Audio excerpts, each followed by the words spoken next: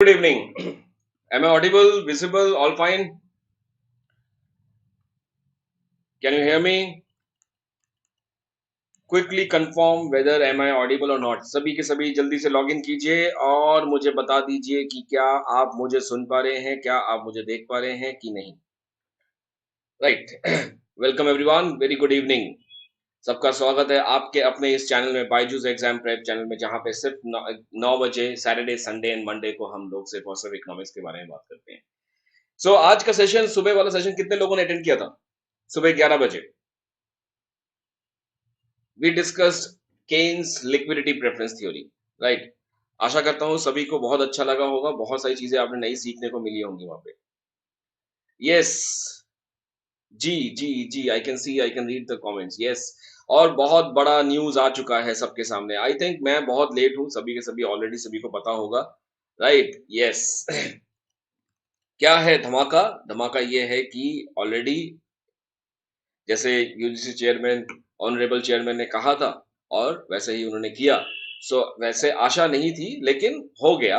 Anyway, so this is the time when we should be geared up. Right. अब तो पूरा का पूरा फिफ्थ गियर पे डाल दीजिए, एक्सीलरेटर पैडल जो है एक्सीलरेटर पे डाल दीजिए, बिल्कुल फुल स्पीड पे अब प्रिपरेशन शुरू करनी है।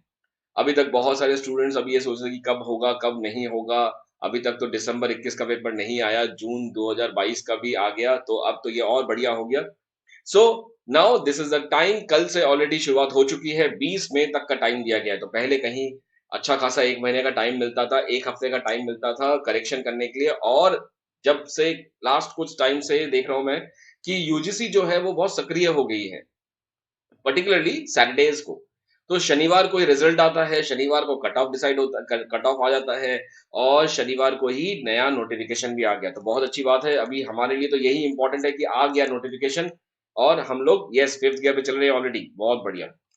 चलिए, सो ये एक इंपॉर्टेंट न्यूज है। जिनको नहीं पता प्लीज आज से ही फॉर्म भरना शुरू कर दीजिएगा, कल का वेट मत कीजिए। और जितने लोगों ने एलएस दिया है, तो सबसे बड़ी बात ये है कि जितने लोगों का इस बार एलएस क्लियर हुआ था लास्ट पेपर में, जो कि 19 फरवरी को जिसका कट ऑफ डिसाइड किया गया था या अनाउंस किया गया था, वो लोग डेफिनेटली जेआरएफ के लिए अप्लाई कर दीजिएगा। बिकॉज बिकॉज इस एक कारण है इसके पीछे।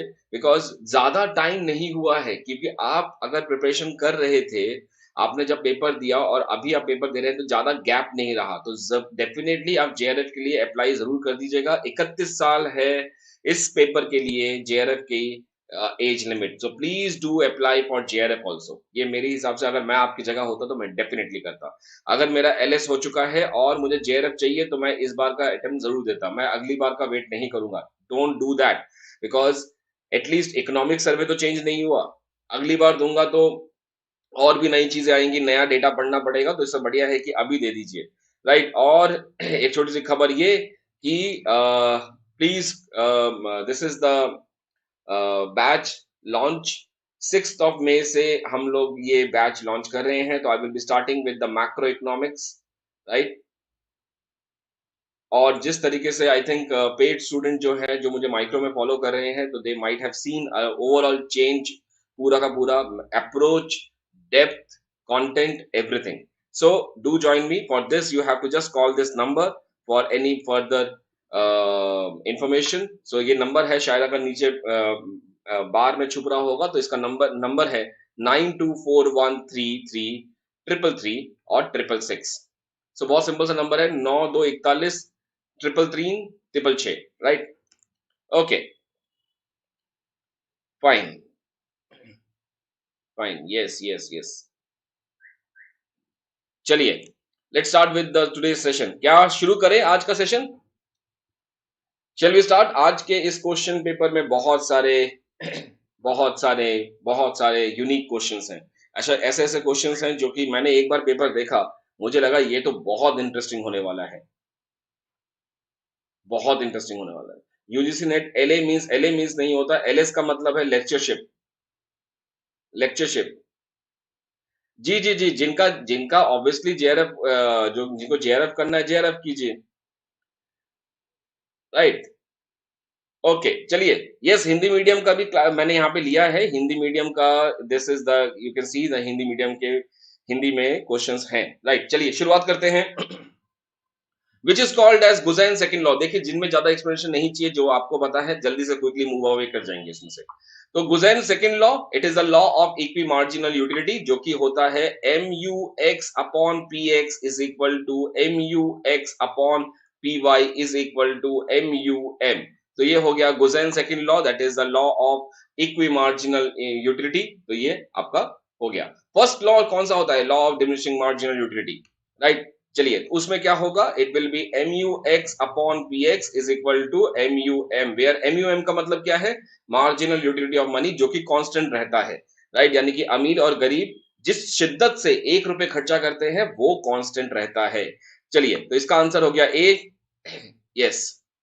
Next question, when a consumer is in an equilibrium MRS X Y. अब देखो क्वेश्चन को यहाँ पे क्या दे रखा है? MRS marginal rate of substitution for x, x of x for y, marginal rate of substitution of x for y is 2.5, right. ये दे रखा है। अब यहाँ पे पूरे क्वेश्चन बहुत सिंपल सा क्वेश्चन है, लेकिन कंफ्यूजन अगर होगा तो सिर्फ एक ही कंफ्यूजन होगा कि सर ऊपर x ले नीचे y ले, कौन सा ले। तो यहाँ पे देखिए जब भी x ऊपर है तो इसका मतलब है mu x upon mu y is equal to p of x upon p of y, right. जिसका x जो पहले है वो पहले ही रहेगा। अगर इसको पूरा खोलते हैं तो दिस विल लुक लाइक ऐसे, mu x upon mu y is equal to del u upon del x upon del u upon del y is equal to delta y upon delta x is equal to P X upon P Y. ये तो पूरा का मैंने खोल दिया, right. Obviously इसमें minus sign आएगा, तो आप इसमें डाल दीजिए, और यहाँ पे माइनस साइन आएगा, बट ये दोनों हट जाएंगे, तो माइनस माइनस कैसे, बिकॉज दोनों का दोनों माइनस हो जाएगा। अब इसको सॉल्व कर लेते जल्दी से। तो this is 2.5 is equal to price of x हमें निकालना है, price of y is given as 16। So simple multiplication 2.5 into 16, I think मुझे कैलकुलेटर की जरूरत पड़ेगी। सो 2.5 इंटू 40 के करीब होगा something. Late me just see this, 2.5 into 16, yes it is 40, right. So yes, answer is a. कितने लोगों का आंसर आया? बहुत ही बढ़िया, बहुत ही बढ़िया, fantastic. Let's move to the next question जल्दी। Which of the conditions support the long run equilibrium in monopolistic competition? Monopolistic competition, excess capacity, right? तो इसका थोड़ा सा ग्राफ बना लेते हैं एक बार जल्दी से, और ये लॉन्ग रन है। सो ये हमने सबसे पहले बनाया AR कभी नीचे टच नहीं करेगा, प्राइस कभी जीरो नहीं, माइनस नहीं, या एक्सेस को टच नहीं करेगा। ये हो गया आपका MR, राइट। और पहले मैं AC बना लेता हूँ। सो ये हो गया AC, एज्यूम कर लीजिए कि टच कर रहा है यहाँ पे। और अब हम MC बनाएंगे लाइक दिस। अब ये वाला पॉइंट थोड़ा सा मेरा मेरा स्केल नहीं है मेरे पास, तो इसलिए ऐसा हो रहा है। ये पॉइंट होगा, सो जिस पॉइंट पे ये इसको टच करेगा, this is the point where AC is equal to AR, but ये मिनिमम पॉइंट नहीं है। ये मिनिमम पॉइंट नहीं है, मिनिमम पॉइंट ये है, minimum point. So let me just have a different colour here, so blue. So ये है मिनिमम पॉइंट, जिस पॉइंट पे minimum of AC is equal to MC। ये वाला पॉइंट है जहां पे AR यानी कि demand curve is equal to price is equal to AC। और ये है हमारा इक्विलिब्रियम पॉइंट जहां पे MR is equal to MC। तो this is the price in monopolistic, right. Excess capacity कैसे दिखाएंगे यहाँ पे? अगर एक्सेस कैपेसिटी दिखाना है तो एक्सेस कैपेसिटी यहाँ पे है। सो this is what QM and this is what QPC। Perfect competition में यहाँ पे प्रोडक्शन होता। तो ये वाला जो पॉइंट है ये है एक्सेस कैपेसिटी, राइट। और आशा करता हूं कि एक्सेस कैपेसिटी और रिजर्व कैपेसिटी के बीच में फर्क पता होगा, बिकॉज रिजर्व कैपेसिटी जो है वो है modern theory of cost, right. Anyway, so this is the point. तो यहाँ पे होगा MR is equal to MC and AR is equal to AC। अगर इस क्वेश्चन को थोड़ा चेंज करते हैं, सपोज हम यहाँ पे ले लेते हैं कि मोनोपोलिस्टिक की जगह पे मान लीजिए perfect competition. So perfect competition में क्या होगा? P is equal to MC and AR is equal to MC, या MR AR कौन सा होगा अगर परफेक्ट कंपटीशन लेंगे तो यहाँ पे? तो this will be the situation, because AR का मतलब ऑटोमेटिकली वो MR हो जाएगा परफेक्ट कंपटीशन में। सो अगर ये है तो ये आंसर, अगर मोनोपोलिस्टिक है तो ये आंसर। हालांकि मुझे क्या लग रहा है, अच्छा this is not the same, right. यहाँ पे अलग अलग है, ये ऐसा हो। चलिए ये भी हो सकता है परफेक्ट कंपटीशन में, ये भी हो सकता है, because MR is equal to MC is equal to AR is equal to AC, सारा का सारा एक जैसे ही है, तो ये दोनों परफेक्ट कंपटीशन में हो सकता है। चलिए let me just see your questions answers. Yes it is perfect combination C and D दोनों हो सकते हैं, एंड ए इसका आंसर है। Let's see the answer, yes it is A. Next question, who explain the importance of the time element. ये question बहुत मतलब बहुत ही यूनिक सा क्वेश्चन है। टाइम एलिमेंट के बारे में हम लोग ज्यादा नहीं पढ़ते हैं। टाइम एलिमेंट का मतलब है कि जैसे आप एक छोटा सा एग्जांपल देता हूँ, कॉबवेब थ्योरम की अगर हम बात करें तो वहां पे डिमांड कर्व जो है that is alpha minus beta P T, और ये डी टी है, तो दोनों टी पीरियड पे है। सप्लाई की बात अगर हम करें तो सप्लाई टी जो है that is something gamma plus mu P T minus one. So ये वाला पॉइंट थोड़ा सा याद रखिएगा कि ये टी माइनस वन मिनट में होता है। तो यहाँ पे टाइम एलिमेंट की बात आती है। किसने पहले ये कहा था? This was Marshall. अब मार्शल ने तीन हिसाब से ये टाइम पीरियड बताए थे। वो टाइम पीरियड क्या क्या है? तो this is the Marshall. Marshall ने उनके टाइम एलिमेंट के बारे में बात किया था, and he has divided the whole timeline into three. पहला वाला है मार्केट पीरियड। मार्केट पीरियड का मतलब क्या होता है? It is a very very short period, right. और कभी भी यहाँ पे याद रखिएगा, मार्शल ने स्ट्रिक्टली बोल दिया था कि this is not in terms of hours, it is not in terms of calendar, it is not in terms of month. तो कहीं पे अगर आपने देखा कि कहीं लिखा हुआ है कि 1 साल, 2 साल, 3 साल, 10 साल, ऐसा नहीं है प्लीज, राइट। इसमें ऐसा कोई इंफॉर्मेशन मार्शल की तरफ से तो नहीं दिया गया था। अब डिफरेंट ऑथर्स ने अपने हिसाब से उसको मॉडिफाई किया होगा, तो I can not say that, right. तो यहाँ पे सिर्फ इस पॉइंट पे है कि कहाँ पे सप्लाई, और ये सारा का सारा जो टाइम पीरियड है, this time period is basically divided on the basis of supply कितना टाइम लेता है रिस्पॉन्ड करने में। So how much time does supply takes to respond, it is not about the demand. How much time does demand take to respond to the price? No. How much time supply takes to respond to the price? That is what उस basis पे हमने ये तीन किया हुआ है। तो market period is very very short period. One is the short run simple जो हम लोग करते हैं, और एक है लॉन्ग रन। सो अब यहाँ पे बात आते हैं कि मार्केट पीरियड में एक यूनिक पॉइंट याद रखिएगा। बहुत छोटा छोटा जब पीरियड है, वेरी वेरी स्मॉल पीरियड जो है, यहाँ पे सप्लाई बढ़ाने का ऑप्शन ही नहीं। ना आप सप्लाई बढ़ा सकते हैं, ना आप आउटपुट बढ़ा सकते हैं, ना आप कुछ कर सकते हैं। यहाँ पे क्या है, जो पुराना स्टॉक है वही बिकेगा पहले। So in the short run, in the very short period what happens, supply can not be increased. Forget about कि कोई वेरिएबल फैक्टर है या फिक्स फैक्टर है। इतना टाइम है ही नहीं प्रोड्यूसर के पास कि वो लेबर हायर करे या कैपिटल हायर करे, कुछ नहीं कर सकता। वो सिंपल जो पुराना पाइल्ड अप स्टॉक है उसी को बेचेगा। शॉर्ट रन में बात करेंगे तो एक फैक्टर वेरिएबल कम से कम एक फिक्स्ड होगा, एक वेरिएबल होगा। So at least one is variable, right, और बाकी सारे फिक्स्ड होंगे। नॉर्मली हम लोग एल को वेरिएबल लेते हैं और के को, कैपिटल को हम कांस्टेंट ले लेते हैं। लॉन्ग रन में हर कोई वेरिएबल है, ठीक है। तो यहाँ पे supply can be increase by increasing labour, by increasing capital. Short run में supply can only be increase by increasing labour but not by capital. Market period में supply can be increase not by increasing labour, not by increasing capital, right. आशा करता हूँ ये point समझ में आ गया। इसके लिए थोड़ा सा छोटा सा इंफॉर्मेशन मैंने यहाँ पे दिया है, आप इसको चाहे तो एक बार पढ़ सकते हैं। यस, तो इसको पॉज करके थोड़ा सा you can read this particular point कि क्या क्या लिखा है। टाइम इज टू शॉर्ट और long according to the extent to which the supply can adjust itself. It is not about the demand, it is about the supply, right. चलिए next पे चलते हैं। Law of diminishing returns begins to operate. ये देखो, ये question बहुत simple है, लेकिन इसमें भी अगर स्टूडेंट्स बहुत ज्यादा कंफ्यूज हो जाते हैं, क्योंकि डिमिनिशिंग रिटर्न्स की बात की है। डिमिनिशिंग रिटर्न्स का मतलब इंक्रीजिंग एट डिक्रीजिंग रेट। पहला हमारे पास क्या होता है? Increasing, then we have diminishing, then we have negative, right. So increasing returns की जहां बात करते हैं, इंक्रीजिंग रिटर्न्स, ये शॉर्ट टर्म की बात है। इंक्रीजिंग रिटर्न्स की बात करें, रिटर्न्स टू फैक्टर की बात कर रहे हैं, तो यहां पे क्या होगा? TP increases at increasing rate, because पहले initially this is rising like this, उसके बाद ये ऐसा होता है। तो पॉइंट ऑफ इन्फ्लेक्शन से पहले पहले, यानी फर्स्ट स्टेज पे, राइट। सो यहां पे देखिए कहां पे लिखा है, product begins to rise, begins to rise यहाँ पे है, तो ये वाला फर्स्ट स्टेज जो है वो इंक्रीजिंग है, तो ये आंसर नहीं हो सकता है। बिगिंस टू फॉल होता है इसके बाद, जहां पे नेगेटिव रिटर्न शुरू हो जाते हैं, तो ये भी नहीं हो सकता है। Marginal product begins to rise, तो ये दोनों के दोनों एक साथ ही होते हैं। तो अगर करस्पॉन्डिंगली मैं इसको बनाऊं, दिस गोज लाइक दिस, और उसके बाद ये गिरेगा। Marginal product fall begins to fall, तो ये वाला पोर्शन जो है जहां पे ये इसको मतलब ये ऐसा हो जाएगा। लेट मी जस्ट,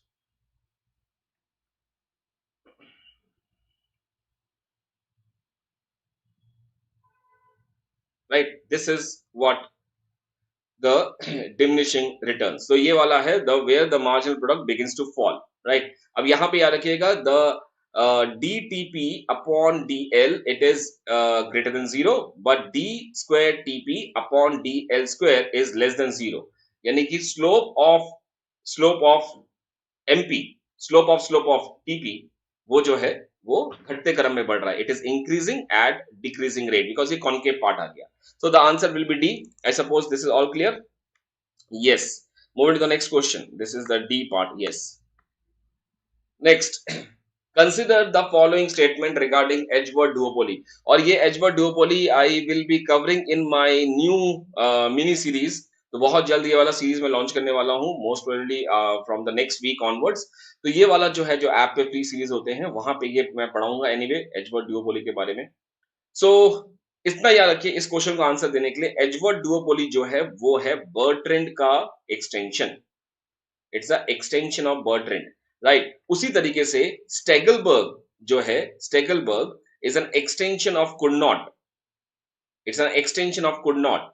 और चैम्बरलिन जो है वो भी कुड नॉट का ही एक्सटेंशन है, राइट। सो अब जहां तक हम बात करते हैं तो सबसे क्लोज है पहले स्टेगलबर्ग कुर्नॉट का, बिकॉज कुर्नॉट स्टेगलबर्ग में एक ओलिगोपोली जो है वो कुर्नॉट के हिसाब से ही चलता है। सिर्फ वो लीडर होता है जो कि नया, जो कि सीख गया है, जो कि क्लेवर हो चुका है, जो कि नेब नहीं है। स्टेगलबर्ग में दो लोग हैं, स्टेगलबर्ग डुओपोली में एक लीडर एक फॉलोअर। जो फॉलोअर है वो अभी भी कुर्नॉट के बिहेवियर को फॉलो कर रहा है, जो लीडर है वो चालाक हो चुका है, right. That's what the point is. Bertrand में और एडजवर्थ में क्या होगा, they will consider that the price decision of the rival will be constant. यहां पे क्या होता है, कुड नॉट में क्या होगा, आउटपुट चेंज नहीं करेगा, लेकिन सच्चाई क्या है, आउटपुट चेंज करेगा, राइट। बर्ट्रेंड में क्या है, प्राइस चेंज नहीं करेगा, लेकिन हकीकत क्या है, प्राइस चेंज करता है। तो that is what, since Edgeworth इसका एक्सटेंशन है, so it takes as given the price decision of the rival. So इसका आंसर जो है that should be second. But यहाँ पे देखिए, यहाँ पे कहीं पे भी सेकेंड ऑप्शन का आंसर ही नहीं है, right. I think in the book और in the previous year paper जब ये क्वेश्चन आया था तो इसका प्रोविजनल आंसर की मैं पहली बार में इसका आंसर दिया था ए, राइट। सो ये A is not correct, this A is incorrect, it is an extension of Bertrand. And Bertrand का मॉडल अगर हम एक्सटेंड करते हैं तो output decision of the rival can not be taken as given. So make sure you don't fall a prey. ये question में इस question में, ये ऑप्शन में भी गलती है। The right answer is not A. The right answer is option 2 here. But इसका कहीं ऑप्शन ही नहीं है, right? I hope this point is clear. Yes, all through. जिन्होंने भी A लिखा है, please make sure that you don't fall a prey. It is not A. That is wrong. The answer is second. Let me just see some people on the chat box. Do you agree with this or not? I can see A. Manoranjan, Lilu, Ritu, Komal. Am I loud and clear to all of you? Yes, this is B. This is the correct answer. मेरे मेरे इन PPTs में जो answers originally UGC की तरफ से पहली बार में provisional answer किए आते हैं वही लिखे होते हैं। तो आप यहाँ पे देख सकते हैं, दिस इज आंसर ए, जो कि गलत है, right. That's what I am trying to ऐसे हर एक प्रोविजनल आंसर की हमेशा गलत होते हैं। कभी कभी 3-4 2021 में 6 क्वेश्चन गलत हुए। तो anyway, this is something that we should use logical mind. ये रहा, मैंने यहाँ पे लिखा भी हुआ इसके लिए। Edgeworth model follows the Bertrand assumption that each seller assumes his rival price instead of output to remain constant. So अभी तो मैंने इसके ऊपर और भी नोट भी दे दिया, तो आप इसको याद रखिएगा। The right answer is not A. Okay, public goods are categorized by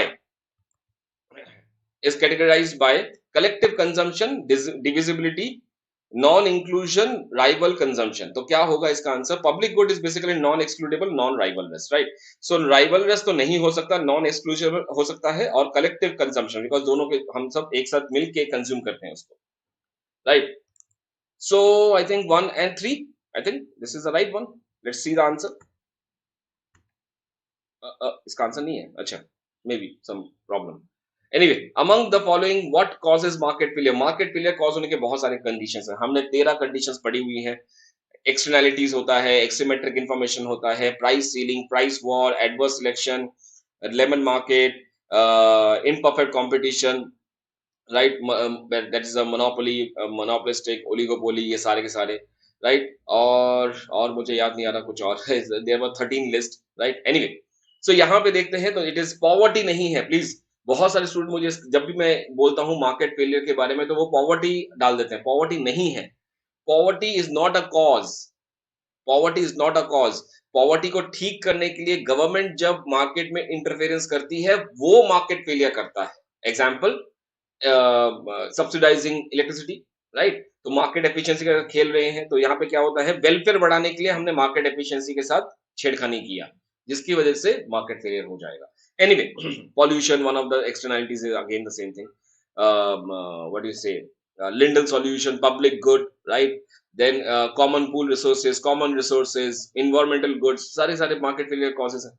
externality, asymmetric information, perfect competition बिल्कुल नहीं है जी। परफेक्ट कंपटीशन अगर है तो हमें पेरेटो ऑप्टिमलिटी मिलती है because the first order conditions are fulfilled, the second order and the total condition may not be fulfilled. और अगर परफेक्ट कंपटीशन के साथ अगर एक्सटर्नलिटी है तो that may not lead to Pareto optimality, जब तक हम इन एक्सटर्नलिटीज को इंटरनलाइज ना कर दें।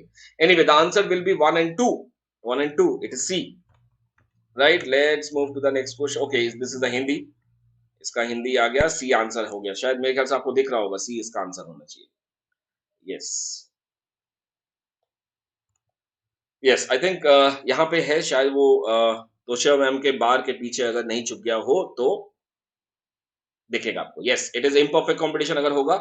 Yes, very good Syed Fozia, the right answer also merit good, is also merit good, private good, sorry, merit good and demerit good. Yes, yes, yes, answer C is there. चलिए next question चलते हैं।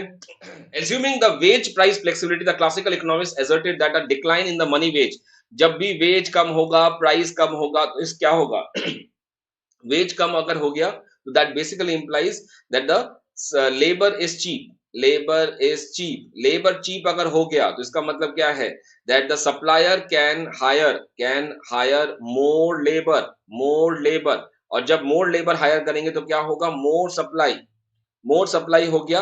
यहां पे रुक जाइए। अब जैसे ही प्राइस कम हो गया, बिकॉज वेजेस कम हो रहा है तो कॉस्ट ऑफ प्रोडक्शन कम होगा, प्रॉफिट मार्जिन वैसे का वैसे ही रहा। प्राइसेस कम हो रहे हैं, प्राइसेस कम होंगे तो डिमांड बढ़ेगी, और डिमांड बढ़ेगी तो बढ़ी हुई सप्लाई के साथ मैच कर जाएगा। So this will lead to high level of employment and output. Very simple, right. यही चीज था जो कि उन्होंने कहा था, लेसेज फेयर छोड़ दीजिए, गवर्नमेंट की जरूरत नहीं है। एग्रीगेट डिमांड, एग्रीगेट सप्लाई में कभी भी अगर कोई मिसमैच होता है, कभी भी अगर अनएम्प्लॉयमेंट होता है, कभी भी अगर एक्सेस सप्लाई होता है, कभी भी अगर एक्सेस डिमांड होता है, तो market is potential enough to take care of it by varying the wages and the prices. Anyway, let's move to the next question. The classical theory, ये आज ही मैं बता रहा था स्टूडेंट्स को, आज के क्लास में स्टार्टिंग पॉइंट में, स्टार्टिंग 5 मिनट मैंने इसके बारे में बात किया था। Classical theory of interest postulates that both saving and investment are function of what, interest rate. यहीं पे क्लासिकल और नियो क्लासिकल एंड केन्स के बीच में फर्क आया था। तो क्लासिकल्स ने बोला कि सेविंग जो है that's a function of rate of interest, and investment is also a function of rate of interest. Demand for loanable funds and supply for loanable funds, जहां पे मैच करेंगे वो ये हो गया। केन्स ने बोला नहीं, इसके लिए तो आर नहीं, आर के साथ साथ कुछ और भी चाहिए, वो है saving is a function of Y. ये केन्स का वर्जन है, ये भी याद रखिएगा। अगर कुछ क्वेश्चन आज ऐसा आया है तो कल कुछ भी आ सकता है। तो saving is a function of Y, जैसे minus S bar plus small S Y, यहाँ पे saving is not a function of rate of interest, right. और सेविंग को जानने के लिए हमें इनकम की जरूरत है, इनकम से we can have the investment, investment पे फर्क पड़ेगा, इन्वेस्टमेंट जब इनकम पे फर्क पड़ेगा, that is because of the multiplier effect. तो ये केन्स का कहना है, ये पॉइंट याद रखिएगा, दोनों के बीच में डिफरेंस है यहाँ पे। और फिर यहाँ पे रेट ऑफ इंटरेस्ट जो है वो लिक्विडिटी प्रेफरेंस के साथ जोड़ दिया जाता है, केन्स ने ये कहा था। Anyway, the right answer will be for this is the rate of interest. And आगे चलते हैं। Yes, this is D.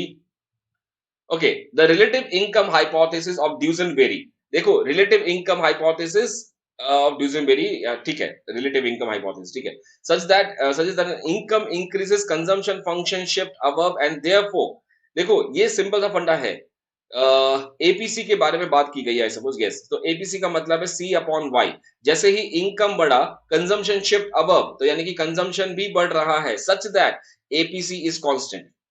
APC remain constant, no it is not equal to 1, APC rise falls नहीं होगा, APC is constant, right. यही point याद रखिएगा, सबसे बड़ा डिबेट था इसके ऊपर। केन्स ने बोला था कि APC is less than, sorry is greater than MPC, right, and MPC is not constant, is not constant, where as बाकी जितने लोगों ने, Kuznets, Duesenberry, permanent income hypothesis, random walk, Robert Robert Hall, Milton Friedman, इन सभी ने एक ही बात की थी कि एपीसी कांस्टेंट है और वो एमपीसी के बराबर रहेगा, and this will be a straight line like this, whereas Keynes के हिसाब से it is like this, right, यहाँ पे वर्टिकल पोर्शन में रहेगा, यहाँ पे ओरिजिन से रहेगा। सो ये वाला जो है ये है लॉन्ग रन कंजम्पशन फंक्शन, ये वाला जो है ये है शॉर्ट रन कंजम्पशन फंक्शन। ये क्वेश्चन मैंने बहुत बार किया है। सो शॉर्ट रन में APC is greater than MPC, long run में APC is equal to MPC, तो यहां पे इसका आंसर होगा C, right. Okay, moving to the next question now. Yes, who said, ये तो सिंपल सा क्वेश्चन है, inflation everywhere is always a monetary phenomena, बहुत बार हम ये कर चुके हैं। The answer is Milton Friedman. So इन्होंने इन्फ्लेशन भी बोला, एक्सचेंज भी बोला, मॉनेटरी सप्लाई, सारा कुछ मिल्टन फ्रीडमैन के हिसाब से मॉनेटरी फिनोमेना है, and that should be taken care by the, that should be taken care by the central bank of that particular country, right? So it is C. Accelerator is most closely related to, so accelerator principle कैसा होता है, delta I upon delta y, or we can write like this, gamma is equal to delta I upon delta C, यानी कि जब consumption में change होगा तो induced investment में फर्क पड़ेगा, राइट। सो ये वाला जो पॉइंट है that is the induced investment, कैसे होगा, तो ये पहला पार्ट जो है वो मल्टीप्लायर का है, राइट, दैट इज जब इन्वेस्टमेंट बढ़ेगा तो उसकी वजह से डेल्टा वाई में फर्क होगा, that is the multiplier effect. Now जैसे ही ये वाई बढ़ गया तो वाई बढ़ने से क्या होगा, एग्रीगेट डिमांड बढ़ेगा, लोगों के हाथ में ज्यादा पैसा आ गया, इनकम हो गया, तो एग्रीगेट डिमांड बढ़ेगा, aggregate demand is greater then aggregate supply, जिसकी वजह से प्राइस बढ़ेंगे। प्राइस बढ़ते ही एक हिंट आएगा सप्लायर को दैट ये increase in the price is not temporary, ये परमानेंट है। अगर ये परमानेंट है तो वो लोग क्या करेंगे, they will start hiring capital, तो वो नया कैपिटल, न्यू कैपिटल इंस्टॉल करेंगे, इंस्टॉल करने के बाद वो एग्रीगेट सप्लाई को बढ़ाएंगे। So this is the reason कि जब इनकम बढ़ रहा है तो इंड्यूस्ड इन्वेस्टमेंट बढ़ रहा है, दिस इज एक्सीलरेटर प्रिंसिपल। और ये वाला जो ऊपर वाला है this is the multiplier effect, right, multiplier effect ये एक्सीलरेटर है। ये वाला वर्जन जो मैंने लिखा है ये हिक्स, ये क्लार्क का है, ये हिक्स का है कंज्यूमर गुड्स की वजह से। एनीवे, तो this is the answer, and इसको कई जगह पे हमने ऐसे भी लिखा हुआ है, net investment is equal to small K delta Y, right, that is again simple point, induce investment और net investment, that it's D. Next liquid, ये क्वेश्चन देखिए सिंपल एज इट इज, उठ के दिसंबर कल वाले पेपर में आया था, जून 2015 वाले पेपर में हमने ये किया था। Liquidity trap given by Keynes, demonstration Duesenberry, permanent income Milton Friedman, wealth और Pigou effect, it is the wealth, or Don Bettington, again the wealth effect, right? So this should be 4, 1 का 4, 2 का 3, C का क्या है, permanent is 1, and D का it is wealth effect 2. So it is 4 3 1 2, 4 3 1 2, this should be this, right, A. Yes, it is A. Fantastic. Okay, let's move to the next question. Which, ये देखो आ गया, आज सुबह का ही पढ़ाया हुआ है, वेलोसिटी ऑफ मनी, राइट। अब यहाँ पे ध्यान से याद रखिएगा कि वेलोसिटी ऑफ मनी के बारे में ये क्वेश्चन मैं बाद में सॉल्व करूंगा, पहले मैं क्लास यहाँ पे कंफर्म कर देता हूँ। क्लासिकल्स के हिसाब से velocity of money is constant, right, v is constant. Keynes के हिसाब से क्या था, what is velocity of money, as per him velocity of money is unstable, it is unstable। और मिल्टन फ्रीडमैन के हिसाब से क्या था, that it is stable and it depends upon rate of interest, it depends upon inflation rate, right। तो ये सारा ये कल वाला क्वेश्चन था। एनीवे, तो इसका आंसर देखते हैं, as per Keynes it is unstable, demand for money is unstable, ये रहा आंसर। सो ऐसे बहुत सारी चीजें हैं जो जिनको अगर हम आराम से मतलब एक दो बार इनको एक बार पढ़ ले तो इन्हीं से क्वेश्चंस आराम से सॉल्व हो जाएंगे, इतना दिमाग लगाने की जरूरत नहीं है, right? And that is what my point is always, right? Okay, now let's see the answer here. इसका आंसर देखते हैं। Which of the following would be inconsistent with the Keynesian view? So this is what he said, right? It is as per Keynes it is unstable, right? So यहाँ पे लिखा है inconsistent, जो नहीं होना चाहिए। सो नहीं होना चाहिए तो ये तो होना चाहिए, ये तो हो रहा है। So velocity of money is relatively stable, ये नहीं होना चाहिए। समझ में आया क्वेश्चन क्या है? ऊपर लिखा है इनकंसिस्टेंट। इनकंसिस्टेंट का मतलब है कि जो केन्स ने नहीं कहा। केन्स के हिसाब से the demand for money is unstable, the velocity of money is stable, तो ये अनस्टेबल हो गया है। Demand for money is interest sensitive, investment demand is unstable. ये सारे points are correct, A is incorrect. I hope all of you got this point. B नहीं होगा, B is right. Demand for money is unstable, right? because it depends upon the interest rate, speculative transaction, this is fine, but velocity of money की बात चल रही है। मैंने यहाँ पे जो सारा लिखा है, this is velocity of money के हिसाब से लिखा है, this is inconsistent, जो कि केन्स ने नहीं कहा। केन्स ने कहा velocity of money is unstable, इन्होंने कहा relatively stable, so गलत है ये। Let's see the answer, it is A, right? Okay, next, oh my god, इसका थोड़ा सा बात करेंगे, this is a good topic, sporadic dumping। देखिए, चार तरह के डंपिंग होते हैं, तो जरा इसके बारे में बात कर लेते हैं। चार तरह के डंपिंग होते हैं। तो first one is sporadic dumping. Sporadic dumping is basically जहां पे it is something you sell the goods at the low price in the foreign market कम समय के लिए। This is basically for a very short period of time, very short period of time, right? Such that जो भी over stock है, जो भी piled up stock है, जो भी ओवर प्रोड्यूस सामान है, वो बेच सके, राइट? कुछ टाइम के लिए है, it is not permanent in nature, right? Yes, एक second, let me just read your comments. हाँ, yes, sporadic basically this is to get rid of the excess stock। excess stock जो है unsold stock रह गया है, और ये normally किया जाता है जब अगर उसी चीज को घर में बेचें, यानी कि डोमेस्टिक कंट्री में बेचें, so that may lead to price war, right? So अगर मान लीजिए एक कंट्री में, इंडिया में अगर ऐसा मान लीजिए कि बहुत ज्यादा प्रोडक्शन हो गया है मोबाइल फोन का, suppose there is example I am giving you. So यहाँ पे क्या करेंगे, वो इंडियन प्रोड्यूसर जो है वो इंडिया में ही उसको, या बाहर अगर उसको बेचना चाहेंगे, इंडिया में अगर बेचना चाहेंगे, तो यहाँ पे प्राइस वॉर हो जाएगा, जिसकी वजह से दोनों को लॉस हो जाएगा। सो व्हाट दे डू, वो इंडियन प्रोड्यूसर बाहर जाके कुछ टाइम के लिए उसको डंप कर देंगे, right? So this is basically I can say sporadic dumping. एक छोटा सा एग्जांपल मैं इसमें आपको देता हूं। दिस इज ये मैंने एग्जांपल पढ़ा था कहीं पे, मैं आपको छोटा सा एग्जांपल देता हूं इसके ऊपर। इंडिया से जो भी चिकन्स जाते हैं, राइट, फॉर चिकन बेसिकली जो एक्सपोर्ट किए जाते हैं, राइट, अगर कोई छोटा चिकन होता है, राइट, जो मीट जो है, चिकन अगर छोटा होगा तो उसको अरब सागर में फेंक देते हैं, उसको अरब तक पहुंचने नहीं देते, बिकॉज वहां पे इसको कोई नहीं खरीदेगा। सो दिस काइंड ऑफ, इसका एक एग्जांपल इसके साथ जोड़ा गया है कि product dumping is basically that, कि आप उसको फ्री में बेच के आ जाओ, कहीं भी छोड़ के आ जाओ उसको, right? Asian farmers dump the small chickens into sea, just क्योंकि आपका सप्लाई बहुत ज्यादा हो चुका है।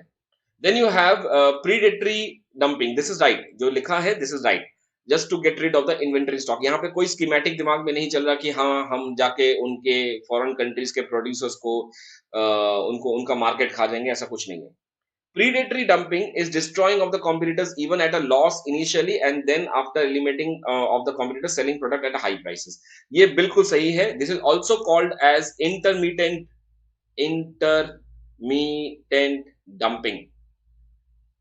intermittent dumping, right? Now this is basically जहां पे सेल ऑफ गुड्स जो होता है वो बाहर आप ज्यादा कम दाम में करते हैं और होम मार्केट में ज्यादा हाई दाम पे करते हैं। This something you can example सोच सकते हैं चाइना की तरह।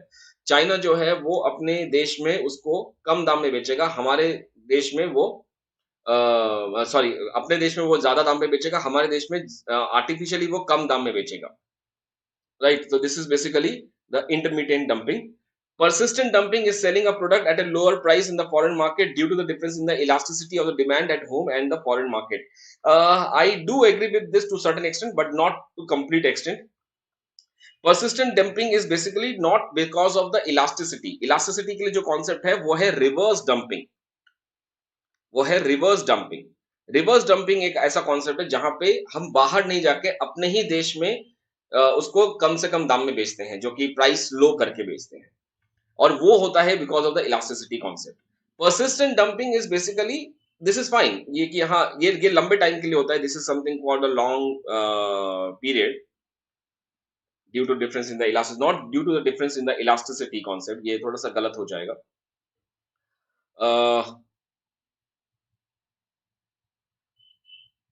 मैं आपको ये बोल सकता हूं कि यहाँ पे परसिस्टेंट वाले में they go for marginal cost pricing, right? बाहर for foreign markets they sell the product at the marginal cost pricing, और जब वो अपने देश में बेचेंगे तो वो टोटल कॉस्ट प्राइसिंग में बेचेंगे, और basically you can think of average cost pricing, right? Basically तो यहाँ पे जब वो अपने कंट्री में बेचेंगे तो ज्यादा दाम पे बेचेंगे, और जब वो बाहर जाके बेचेंगे it is basically the marginal cost pricing that they are following, right? सबसे बेस्ट एग्जांपल यहाँ पे है जापान का। जापान में लोकल मार्केट में अपने देश में जब वो सामान बेचते हैं तो इलेक्ट्रॉनिक का सामान वो हाई रेट पे होता है, और जब वो बिकॉज वहां पे कोई फॉरेन कॉम्पिटिटर नहीं है, लेकिन जब वो यूएस में या फिलाडेल्फिया में बेचते हैं तो वहां पे वो कम दाम में बेचते हैं because they want to retain the market, right? तो ये इसका पॉइंट है। एक और इसका एग्जांपल है that is called as the reverse dumping. It is basically जहां पे डिमांड इज लेस इलास्टिक वहां पे हम इसको ज्यादा वहां पे डंप करते हैं, right? So again this is something जो कि all of them are correct. I hope that this point is clear. एक बार दोबारा से एक्सप्लेनेशन सुन लीजिएगा रिकॉर्डिंग के टाइम पे, जब आप रिकॉर्डिंग देखेंगे इसकी एक बार। So sporadic dumping is right, predatory dumping is right. Persistent में मैं थोड़ा सा बोला कि ये इलास्टिसिटी के लिए नहीं है। इलास्टिसिटी के लिए जो कॉन्सेप्ट लगता है वो है रिवर्स डंपिंग का। There are 4 types of dumping, और इसमें से ये सारे के सारे डंपिंग जो है वो मना है by WTO, it can not be done. However sporadic dumping कुछ हद तक अलाउ कर दिया जाता है based on the mutual agreement and just to avoid the retaliation, तो इसलिए ये अलाउ किया जाता है, not on paper but yes, ठीक है, कर दीजिए, समथिंग लाइक दैट, राइट? तो let's move to the next question. इसका आंसर देख लेते हैं। मेरे ख्याल से तो डी है, yes it is D. According to comparative advantage theory, international trade will not take place. अच्छा, ठीक है। कंपेरेटिव एडवांटेज यानी कि Ricardo, okay. One country is efficient in the production of both the goods, नहीं, उसका फिर हम अपॉर्चुनिटी कॉस्ट निकाल सकते हैं। One country is inefficient in the production of both the goods, नहीं, तो in that case we can find out the opportunity cost, इसका भी हो सकता है। Opportunity cost of two products are same in both the countries, then yes, then nobody will, because comparative advantage theory के हिसाब से opportunity cost जहां पे सस्ता है वो उसी चीज को बना के एक्सपोर्ट करेगा। अब अगर दोनों ही कंट्रीज में सेम हो जाए तो दोनों कंट्रीज में एक्सपोर्ट, मतलब दोनों कंट्रीज में production is of same opportunity cost, कोई एक दूसरे को नहीं बेचेगा, राइट? तो this is what the point is, this is the C, that is the correct answer. I think this, yes it is C. Next, imposition of tariff. Imposition of tariff से क्या होगा? टैरिफ लगने की वजह से क्या होगा कि टैरिफ की वजह से prices of the imports will rise, और इसकी वजह से क्या होगा? द टर्म्स ऑफ ट्रेड जो कि है price index of export upon price index of import, ये बढ़ जाएगा। जब ये बढ़ गया तो यानी कि क्या होगा? Terms of trade this should fall, right? The P of X is not rising, the P of M import of tariff, tariff imposition करने से, एक सेकेंड, मैं कहीं गड़बड़ तो नहीं जा रहा? प्राइस ऑफ इंपोर्ट हमारा बढ़ेगा, imposition of tariff will lead to हमारा इंपोर्ट, सपोज कंट्री ए ने लगाया tariff, right, on imports, so country A का जो टर्म्स ऑफ ट्रेड है वो price of X upon price of M, this will rise, और इसका मतलब हो गया कि टर्म्स ऑफ ट्रेड डिटोरिएट कर जा रहा है। व्हाट यू से? This is as per this, it should reduce. Price of import is increasing tariff की वजह से, and the terms of trade. So it should deteriorate the terms of trade. Let's see the answer. Oh, it's B. Improvement in terms of trade. How can it be? अगर tariff impose किया जा रहा है तो price of import बढ़ेगा, अगर price of import बढ़ेगा तो फ्रैक्शन, ये तो फ्रैक्शन घट रहा है. I think again there is a problem in this question. What is it? No, I don't agree with that. It depends upon the country in a large or big small case. वो ठीक कह रहे हैं आप, but no, I think this question again इसका answer गलत दे रखा है. It should not be B. Right तो चाहे लार्ज कंट्री हो स्मॉल कंट्री हो, it is again the terms of trade. यहाँ पे क्वेश्चन में नहीं लिखा हुआ what should we go for. should we go for as per the small country or should we go for the large country? That is not mentioned here, so we will not talk about that. In general जब imposition of tariff लगा है तो price of export upon price of import, this is increasing, so this is falling.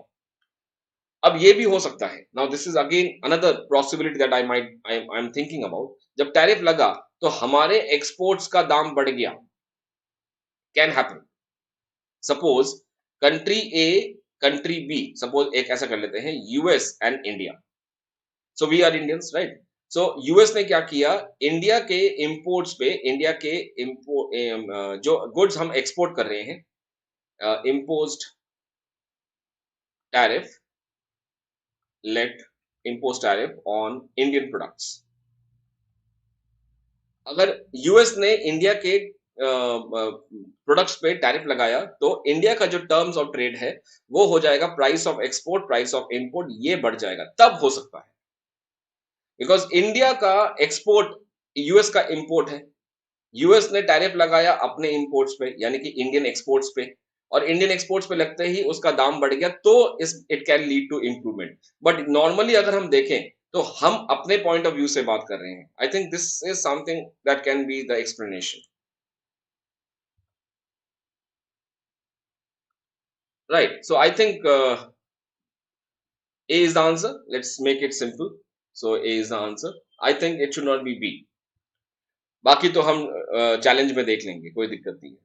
Okay, under a freely exchange rate system, a deficit in a nation's balance of payment is automatically corrected with.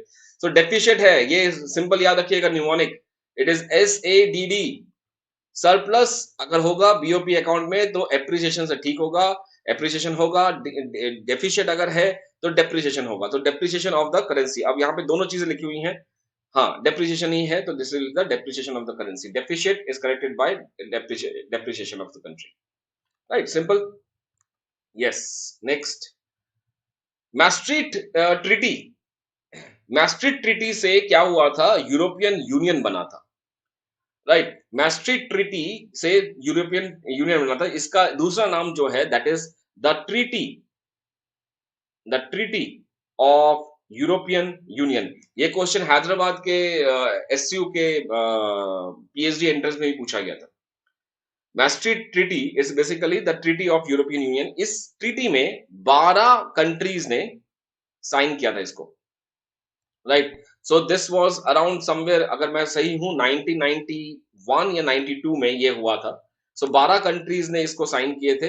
And they actually this is something basically for the 12 countries ने किया था for European citizenship. European citizenship. और इसके बाद में जाके they have surrender there currency and फिर वो यूरोपियन यूनियन हो गया. सो एक कंट्री ईसीबी, मतलब ECB became one bank for 27. अभी ये क्वेश्चन उस दिन भी आया था जून में कि 28 है कि 27 है. 27 countries are there. Brexit, British का एग्जिट हो गया है यहाँ से. राइट, तो 28 थे, 27 है अभी यूरोपियन यूनियन में. सो ये है इसका आंसर. 1992 में ही होगा. 91 में तो इंडिया का था, 92 में होगा ये. Okay, this is B. Okay, according to Mandel, imbalances in the balance of payment is caused by the initial difference in the unit factor cost, right? Because सही है. I think this question is related with the optimum currency area, right? Optimum currency area, pseudo area, and pseudo currency and all those things. ठीक है. This is right. Free movement of goods will correct the imbalance in the balance of payment. Free movement of goods. No, no, no, no. It is a free movement, free factor mobility. Free factor mobility will correct the imbalances between the balance of payment of the two countries. So ये वाला example मैंने आपको दिया था कि east India and east USA में एक optimum currency area होना चाहिए. East west India and west US का एक अपना करेंसी होना चाहिए, right. That is what the point. They should be following dollars. अगर west India and west USA they are having the same kind of conditions, so वहां पे होना चाहिए एक currency, fixed exchange rate, flexible exchange rate. That is what the point. So I think this is A is correct, B is not correct, this is incorrect. So I will go with C. A is true, R is false, right. Let me see the comments. Yes, A is only correct. Rekha ji, रेख चंदर, आप एक बार थोड़ा सा मेरा पुराना video देख लीजिएगा, अभी 3 दिन पहले ही मैंने किया था उसमें. So it was about the European union, eurozone, मैंने वहां पे बात किया हुआ है इसके बारे में. Eurozone, euro dollar, European union, इसके बारे में ईसीबी मैंने ऑलरेडी इसके बारे में बताया हुआ है, एक बार आप चेक कर लीजिएगा. So this is the right answer will be C, I suppose. इसके हिसाब से इसका हिंदी वर्जन ये रहा. अच्छा, ये हिंदी में मुंडेल लिखा हुआ है, हम लोग मंडल बोलते हैं इंग्लिश में, राइट. तो मुंडेल के अनुसार साधना साधनों की इकाई लागत, anyway. So because of the unit factor cost difference, जिसकी वजह से जी जी. Let's move to the other one, right. C. Okay, Stolper-Samuelson theorem postulates that the imposition of the tariff by a nation causes the real income of the nation's scarce factor to rise, right. Scarce factor to rise, factor to rise, ये होगा इसका सही answer. इसीलिए develop countries में, विकसित देशों में labour intensive products पे जब टैरिफ लगता है तो वहां के लेबर यूनियन बहुत खुश होते हैं, बिकॉज उनका वेजेस बढ़ेगा, राइट. अगर इसी क्वेश्चन में अगर मैं यहाँ पे स्टॉल पर हटा दूं और यहाँ पे लिख दूं मेजलर पैराडॉक्स, मेजलर पैराडॉक्स, तो ये क्वेश्चन का आंसर हो जाएगा एबेंडेंट फैक्टर टू राइज. अगर मेजलर पैराडॉक्स डाल दिया तो एबेंडेंट फैक्टर टू राइज हो जाएगा. अगर स्टॉल पर सैमुअल्सन है तो स्केयर्स फैक्टर टू राइज हो जाएगा. ये बात याद रखिएगा. Already I have done this in on YouTube. आप मेरी पुरानी वीडियोस में देख लीजिएगा. मेजलर पैराडॉक्स, स्टॉल्पर-सैमुअल्सन, रिबिन्स्की थ्योरम, ये सब मैंने किया हुआ है. What is perspective planning? इस बार वेस्ट बंगाल सेट में ये क्वेश्चन आया था. Perspective, imperative, right. So overall appraisal of the planning, review of the planning in the different field, taking up the past experience and reviewing the future in that light, planning for the future so as to meet the long term requirement of the development in the country, right. Okay, let's see. Perspective planning. So there were different types of planning. मैंने लिखा था ये perspective हो गया. Then you have the imperative, physical planning, financial planning, indicative planning, perspective planning. Perspective planning India is presently into. जब से नीति आयोग बंद हुआ है, सॉरी, हाँ, प्लानिंग कमीशन बंद हुआ है, नीति आयोग स्टार्ट हुआ है, we are into a perspective planning. 15 से लेके 25 साल के बीच में हम कहाँ जाएंगे, और उसी के हिसाब से बैकवर्ड इंडक्शन से अगर 25 साल में हमें यहाँ जाना है तो 4 से 5 साल 6 साल में हमें कहाँ जाना पड़ेगा, 4-5 साल के अंदर हमारी फिस्कल डेफिसिट कितनी होगी, वो सब चीजें हम लोग प्लानिंग करते हैं. सो एक बार मैं आपको इसके बारे में थोड़ा सा इंट्रोडक्शन देता हूँ. Just give me a second. I think I have mentioned this on my next slide. ये रहा फिजिकल प्लानिंग. ये इस तरह के जो भी यूनिक क्वेश्चन है उनके नोट्स मैं आपको दे रहा हूँ. सो दिस इज अगेन अपने ही एक अपने तरीके का एक अलग टेक्निक है, preparation technique. It's a physical planning where the targets or objective are fixed in terms of the real physical resources. It's an attempt to work out the implication of the development effort in terms of the factor allocation वगैरह वगैरह. So financial planning, indicative planning, perspective planning. It is a long run planning where the targets are fixed for the long run period for 15 to 25 years. This long run planning is subdivided into short run plans, जो कि 4 से 6 साल के बीच में है. Short run plans pave the way for the achievement of the long run motives. तो यहाँ पे आप देख लीजिए इसका आंसर क्या होना चाहिए. Perspective planning का मतलब planning for the future so as to meet the long term requirement of the development in the country. Simple सा फंडा है, right? All of you through? What do I need to explain? Lilu, what is Ridhima, what do you mean by 5 year planning? Please let me know. ऐसे ऐसे Telegram language में लिखोगे ना तो समझ नहीं आएगा मुझे. अगर आप चाहते हैं कि सर 5 year प्लान का पूरा कॉन्सेप्ट बता दो तो Ridhima I will do that on the paid session.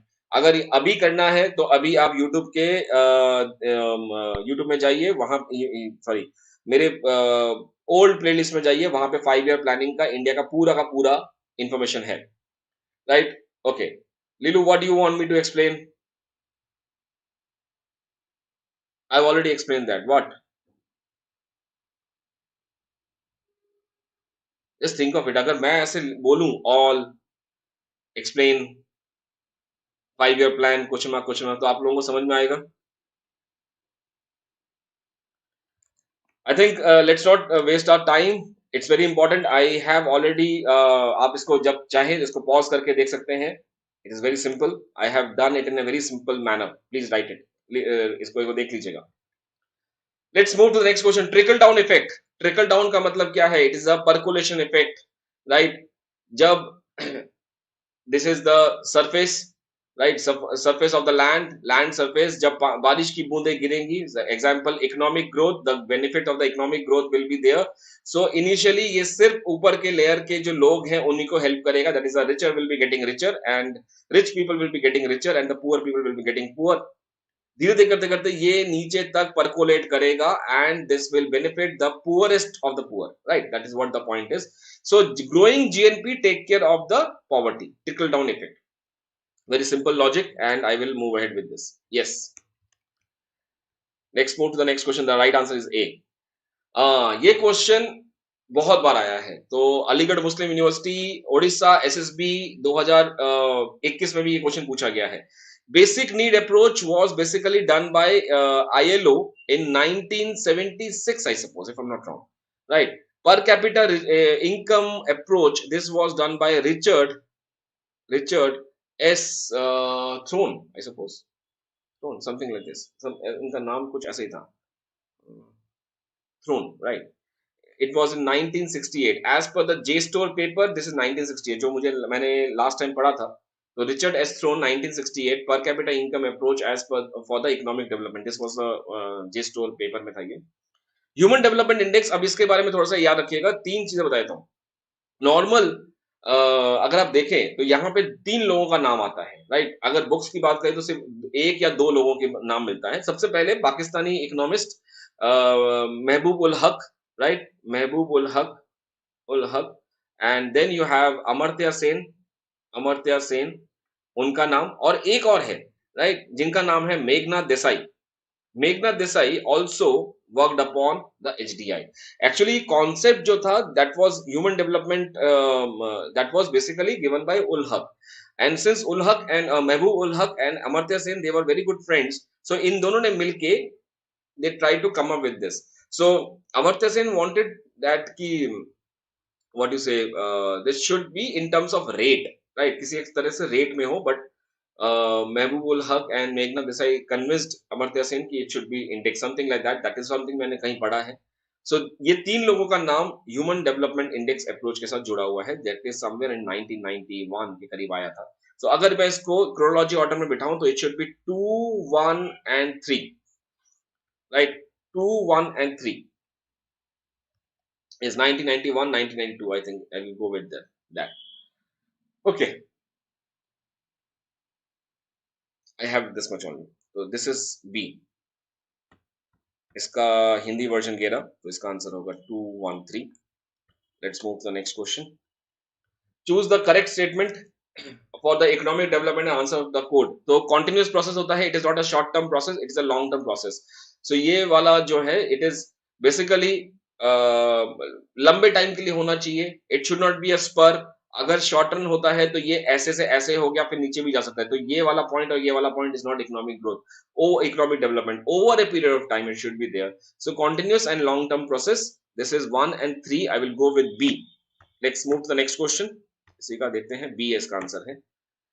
Okay. Which of the following economists are the proponent of the dependency theory of development? ये क्वेश्चन बहुत बार आया है, तो I thought of आज आपको सारे के सारे नाम दे ही दूं कि जिन लोगों ने इस पे काम किया है, राइट? सो सबसे पहले आप लिख लीजिए, अगर if you want, it is Prebish, then you have Singer, then you have Paul Suzy, yes, Paul Suzy, Paul Baron, right? फिर आते हैं Andre Gunder Frank, right? Yes, then it is Grivan, then it is Grivan. I think I'm missing out one more people. Bill Warren, right? It is Bill Warren. And एक और ये लोगों ने सारा जो बताया था, this is basically about the Latin American countries. इन्होंने लैटिन अमेरिकन कंट्रीज के बारे में डिपेंडेंसी थ्योरी को लगाया था।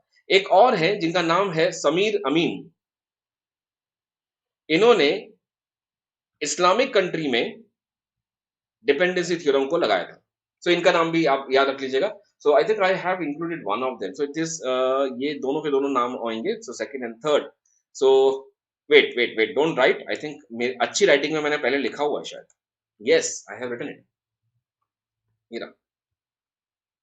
सो देख सकते हैं आप, प्रेबिश, सिंगर, बेरॉन, सुजी, फुटाडो, ये छूट गया था मुझसे, Furtado, Cardoso and Gunnar Myrdal, Frank, ग्रिवान, Bill Warren and Samir Amin. Samir Amin ने जो किया था, इन्होंने इस्लामिक कंट्री में डिपेंडेंसी थ्योरम को डाला था, और इन सभी ने, बाकी जितने लोग हैं, इन सभी ने लैटिन अमेरिका में डिपेंडेंसी थ्योरम को लगाया था।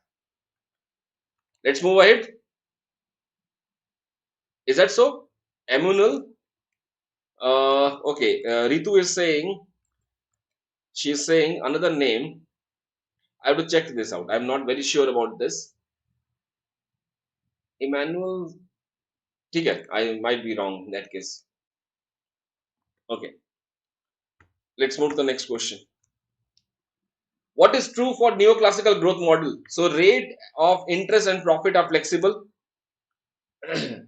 Rate and interest are flexible.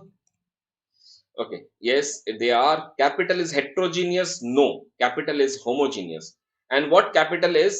Capital is not machine. This is not machine. Not machine. What is this then? It is net investment. That is the addition to the capital stock. So ये heterogeneous नहीं है. Perfect competition prevail. Labor and capital and labor are substitutable. Not perfectly substitutable. They are not perfectly substitutable. क्यों? Because neoclassical के point of view से you have this as a Cobb-Douglas production function, जहाँ पे elasticity of substitution is equal to 1, and that basically indicates that की capital and labor are to certain extent they are substitutable. They are not perfectly substitutable, because perfectly substitutable में फिर ऐसा हो जाएगा. That is not right. So it is second वाला छोड़ के बाकी सारा is the answer. I think ये क्या है? 1 2 3 1 2 2 है यहाँ पे. Something wrong. So it is, this should be right answer. C. Yes. Let's move to the next question. I think ये रहा, हाँ ये रहा 1 2 3 है यहाँ पे. यहाँ पे क्या था? This 1, अच्छा 1 2 2 है. This is 1 2 3. Yes. So it should be the C answer. Yes. Next. Choose the top three trading partner of India in the year 2013 and 14. So अभी तो ये क्वेश्चन 2 बार आ चुका है, बट अभी ये पुराना हो चुका है, अभी उस टाइम का पढ़ के फायदा नहीं है. अभी recently what was the situation in 2021-22? सबसे पहले आता है यूएस, उसके बाद आता है China, then you have UAE. ये याद रखिएगा, top 3 trading partner of India. Right, again जिनको 2020-21 का चाहिए, those people who want to do it for 2021, 2019 एंड 2020, please refer to my YouTube videos on Indian economics. वहां पे मैंने ये लिखा हुआ है, किया हुआ है. I have already done this. Right, so again this is very simple for everyone, those who have started following me recently. Right, आपने अगर मुझे अभी लास्ट 2 महीने से, 1 महीने से या 15 दिन से आपने फॉलो करना शुरू किया है, refer to my old videos, you will get a lot of treasure there. बहुत सारी चीजें की हुई हैं. Right, next. Okay, of which of the following, which combination of the two deficit is most significant for Indian economy? Most significant for Indian economy, I think fiscal deficit and revenue deficit. Revenue, अगर simple Indian economy के बारे में बात कर रहे हैं, Indian economy is basically a developing country, so current account का important इसमें होना चाहिए. Current account and fiscal deficit, this is what the point. Right, now अगर हम fiscal deficit या revenue deficit में से बोले कि कौन सा dangerous है, which one is more dangerous, अगर हम dangerous word की use करें तो that is revenue deficit is more dangerous. Physical deficit से भी रेवेन्यू डेफिसिट ज्यादा डेंजरस है, right? So I think this is what makes my point very clear. Two deficit which is most significant. I think I will go with current account deficit and fiscal deficit. BOP and fiscal deficit. Right. This is what. Let me see the answer. It is D. Yes. Chalu khata ghata and Rajkoshiya ghata. Right. A. All of you are saying A. I don't know. Is that A? I think. What do you say? मेरे हिसाब से normally अगर हम बात करें, normally अगर हम बात करें तो that is the fiscal deficient and revenue deficient किसी भी कंट्री के लिए इंपॉर्टेंट है, लेकिन कभी अगर डेवलपिंग कंट्री के बारे में बात करें तो current account deficient is more important. I don't know, I mean like may be as per me this is the answer. Okay, which of the countries which sector, again this is something जो कि इस बार भी ऐसा ही कुछ आया था, तो 2020 का मुझे इसमें देखना पड़ेगा, तो 2020-21 का economic survey and 21-22 economic survey, which of them is has registered the highest growth. I think I have to, मैं एक काम करता हूँ, इसको नेक्स्ट सेशन में इंक्लूड करता हूँ. Let's me include this tomorrow, right? I have to get the economic survey screens, मैं उसमें डाल दूंगा यहाँ पे, ठीक है? Add the screens here,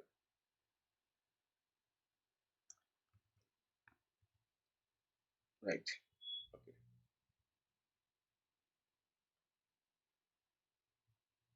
no, एक second, just a minute. I think I can do it now itself. Let me do this. ये क्वेश्चन अभी खत्म हो जाएगा. Let me just do this part. Wait, I have it ready.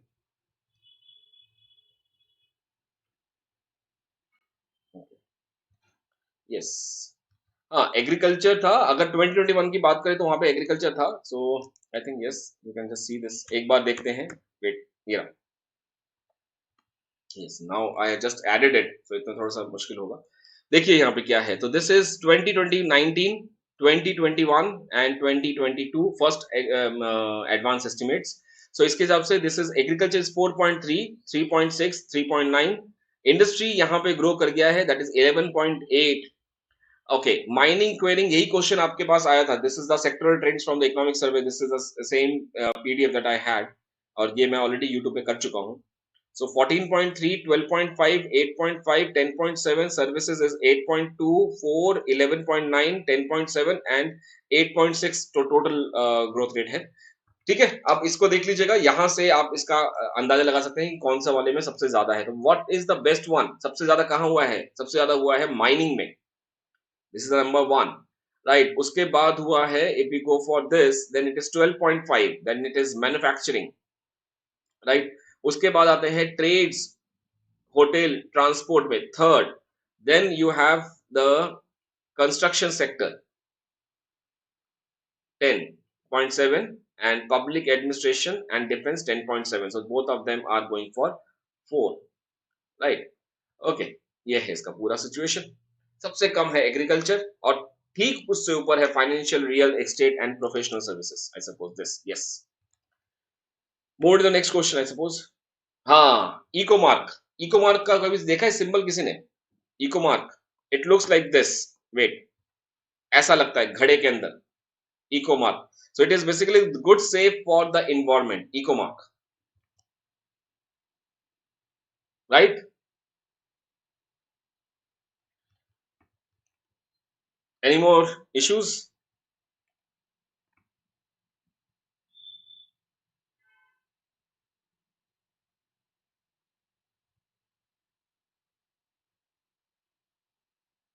Okay, I think I will move to the next part now. Which of the canons of the taxation have been propounded by the Adam Smith? So it was basically by Adam Smith की अगर हम बात करें तो which of them, ये कल भी हमने किया था.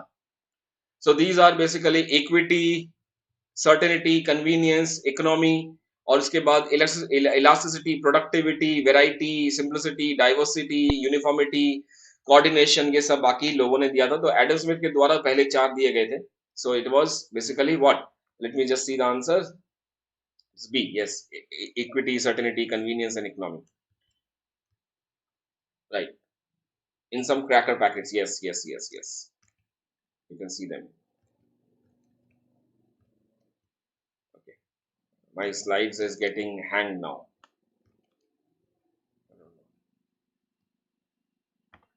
Okay.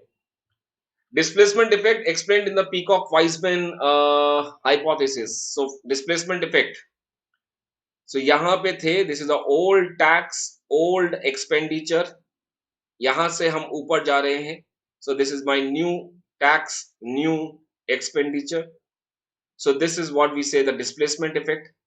यहाँ से यहाँ पे होगा inspection effect. फिर यहाँ से जब हम चलेंगे तो this will be a concentration effect. So concentration effect is basically जहाँ पे धीरे धीरे करते करते because of such kind of jumps and jerks क्या होता है, you have the core activities, it shifts to the central government from the state government. So it is that upward or sub-national government, right? So upward displacement of the public expenditure according to the higher growth, the movement from the older level of public expenditure and taxation to the new level of this. So this is correct. Displacement effect. Public expenditure increases at a steady rate and it reaches the higher level. This is the right one. Displacement is this. B. Yes, it is B. The most important characteristic of a federation is what? Federation, fiscal federalism in India, right? तो यहाँ पे क्या होता है कि जैसे 14 finance commission, 15 finance commission, इनका जो काम था वो बेसिकली यही था कि how, because the states are basically in India, states के पास सारे सोर्सेज नहीं होते हैं, राइट? सो इनके पास revenue earning capacity, revenue earning capacity and what you say, the functions, they are purely mismatch. ऐसा नहीं है कि इसके रेवेन्यू के लिए हम यहाँ से पैसा लेंगे या इस रेवेन्यू को करने के लिए, इस फंक्शन को पूरा करने के लिए हमारे पास ये सब मैचिंग है. तो ऐसा नहीं है कि ये रेवेन्यू फंक्शन है, ये रेवेन्यू है, ये फंक्शन है, तो इसके साथ इसको मैप कर दिया, इसके साथ इसको मैप कर दिया and we have the answers. नहीं, that is why states depend upon the center, right? So ये होगा perfect match बिल्कुल नहीं है. Non correspondence between the function and the resources of the central and the state banks, state governments, right?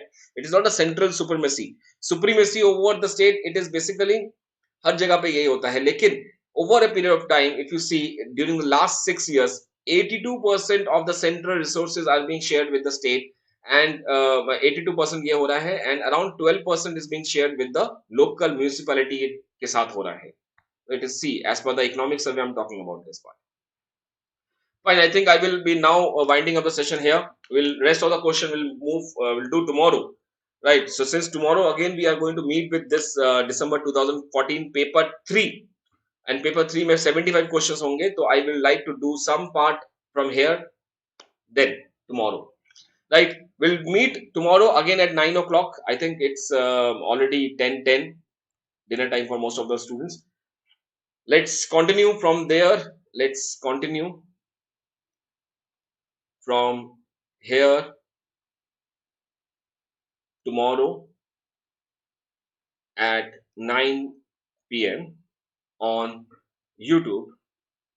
We will be doing paper 3 also. Paper 3 में you know that are 75 questions are there. तो 75 questions को मैं 2 हिस्सों में तोड़ता हूं, तो कहीं ना कहीं 40, 35 ऐसा चलता है. तो कल remaining 10 question that are the statistics के जो क्वेश्चंस है ये वाले और मैथमेटिक्स वाले, ये और पेपर 3 का कल हम एक साथ करेंगे. So please do share, subscribe, like जरूर कीजिएगा, because if you are getting this as free, at least like तो बनता है जिसके लिए आपको कोई पैसा खर्चा करने की जरूरत नहीं है. तो डोंट बी माइजर, डोंट बी कंजूस, दिल खोल के लाइक जरूर कीजिएगा, सब्सक्राइब जरूर कर लीजिएगा, बिकॉज अब पेपर टाइम आ गया है. पेपर के बाद जैसे यूजीसी जेआरएफ क्लियर हो जाए, बायजूस एग्जाम प्रेप को अनइंस्टॉल कर दीजिएगा या अनसब्सक्राइब कर दीजिएगा. But for the time being, जब तक आपका ये सपना पूरा नहीं होता, सब्सक्राइब जरूर कर लीजिएगा. Thank you so much guys, कल मिलेंगे हम लोग. Yes, thank you.